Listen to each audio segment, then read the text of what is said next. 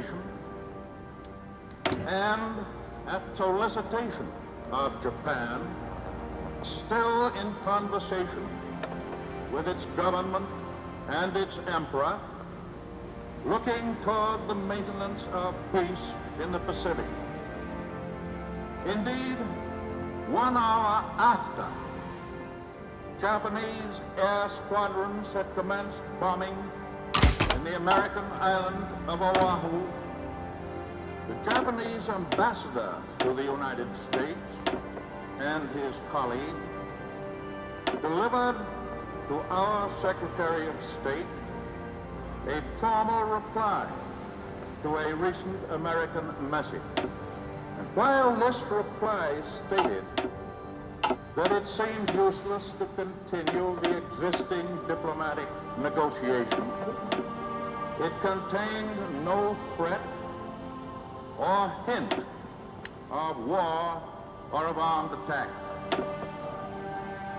It will be recorded that the distance of Hawaii from Japan makes it obvious that the attack was deliberately planned many days or even weeks ago.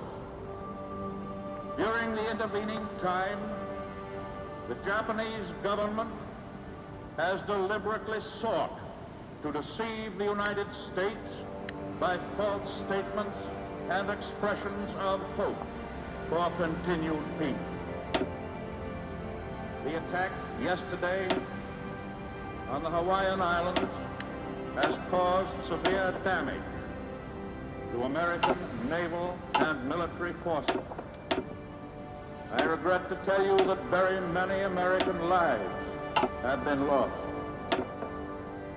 In addition, American ships have been reported torpedoed on the high seas between San Francisco and Honolulu.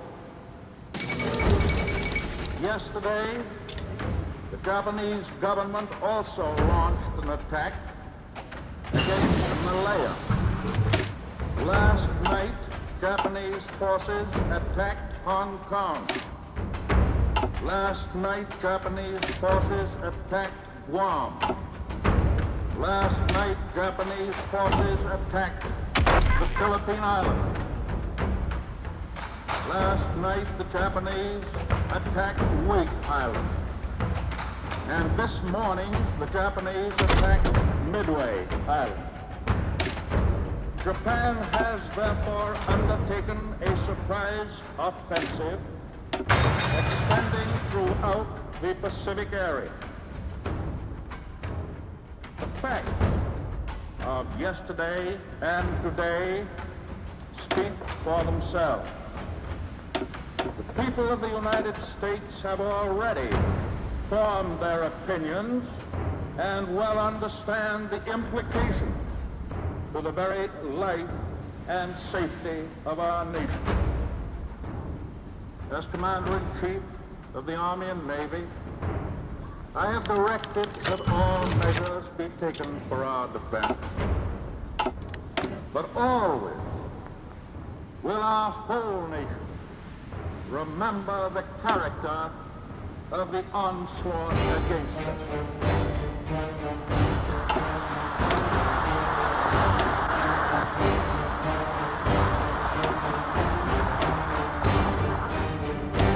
No matter how long it may take us to overcome this premeditated invasion, the American people in their righteous might will win through to absolute victory.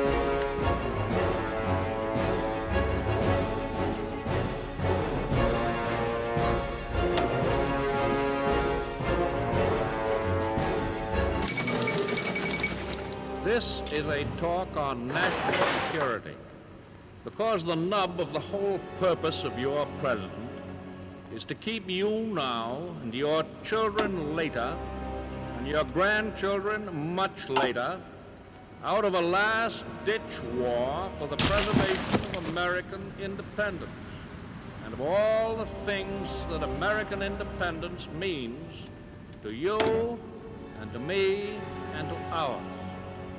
Never before, since Jamestown and Plymouth Rock, has our American civilization been in such danger as now. The Nazi masters of Germany have made it clear that they intend not only to dominate all life and thought in their own country, but also to enslave the whole of Europe, and then to use the resources of Europe to dominate the rest of the world.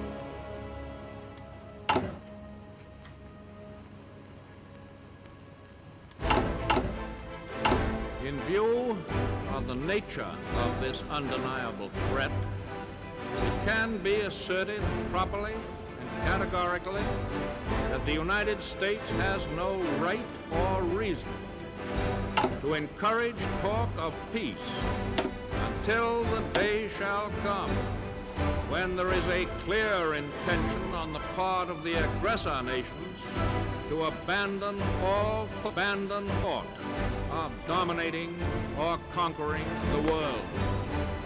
The forces of the states that are leagued against all people who live in freedom are being held away from our shores. The Germans and Italians are being blocked on the other side of the Atlantic by the British and by the Greeks and by thousands of soldiers and sailors who are able to escape from subjugated countries. The Japanese are being engaged in China, in Asia, by the Chinese nation in another great defense. In the Pacific Ocean is our fleet, a gun loaded with explosive bullets, economic as well as military.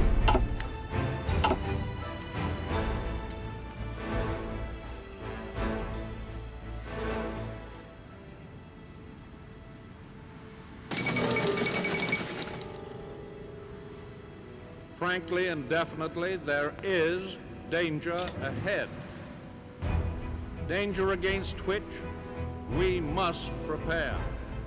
But we well know that we cannot escape danger or the fear of it by crawling into bed and pulling the covers over our heads. Germany has said that she was occupying Belgium to save the Belgians from the British. Would she hesitate then to say to any South American country, we are occupying you to protect you from aggression by the United States?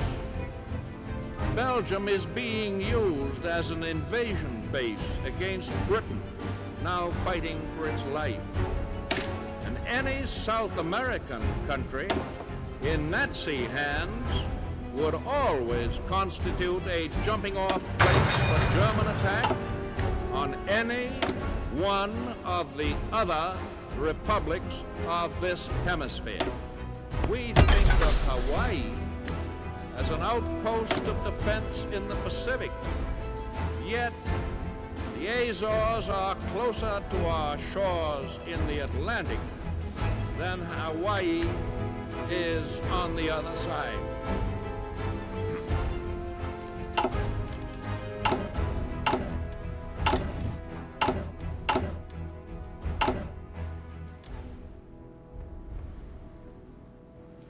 There are those who say that the Axis powers would never have any desire to attack the Western Hemisphere. This is the same dangerous form of wishful thinking which has destroyed the powers of resistance of so many conquered peoples. let us no longer blind ourselves to the undeniable fact that the evil forces which have crushed, undermined, and corrupted so many others are already within our own gates. Your Pronto pra government marchar! knows much about them, and every day is ferreting them out. Their secret emissaries are active in our own and neighboring countries. They seek to stir up suspicion and dissension, cause internal strife. They try to turn capital against labor and vice versa. They try to reawaken long slumbering racial and religious enmities, which should have no place in this country. And there are also American citizens, many of them in high places, who unwittingly, in most cases, are aiding and abetting the work of these agents. I do not charge these American citizens with being foreign agents, but I do charge them with doing exactly the kind of work that the dictators want done in the United States.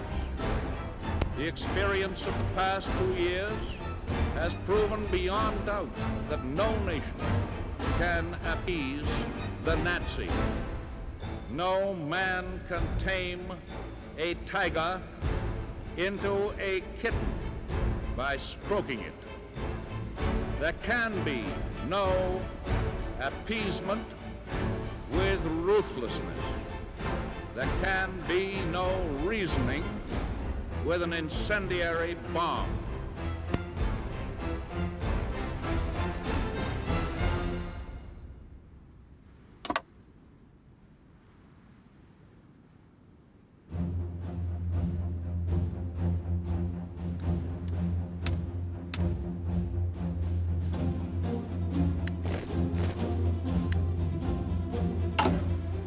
Às suas ordens!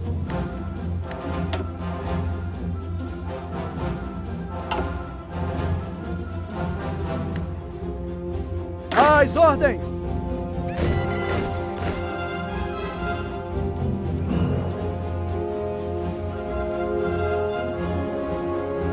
Sim, senhor!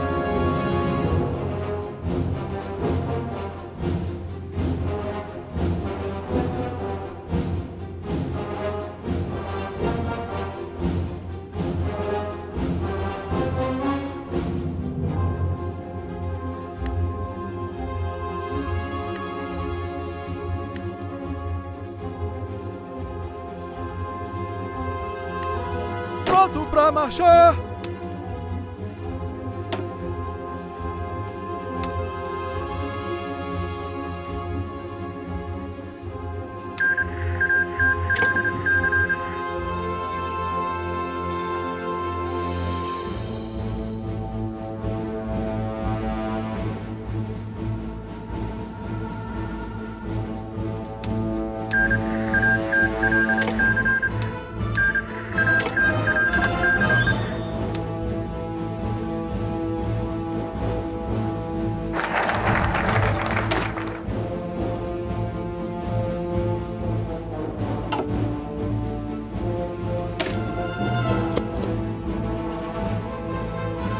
Be up!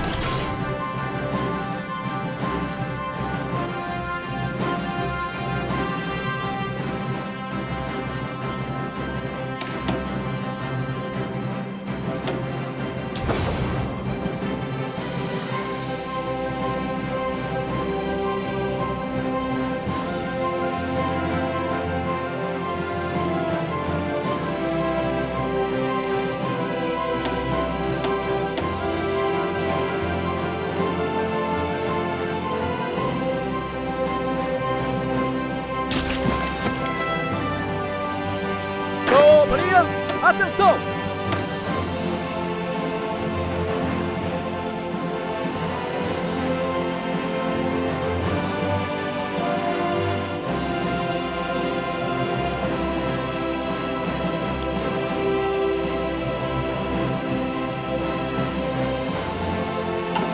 Pronto pra marchar!